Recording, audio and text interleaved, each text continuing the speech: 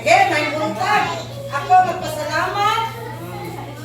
Nga ni Agyon, ang atong barangay Captain Eddie Lumabaw.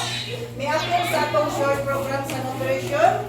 Ang ato ang barangay secretary at treasurer, si Miss Erma Umar.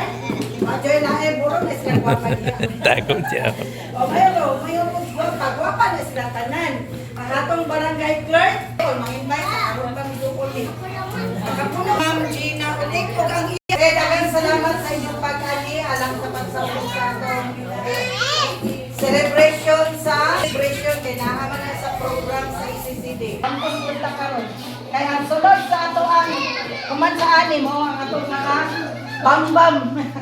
Eating. Tingkao na. Mao ba to? Mao ba to? Sige.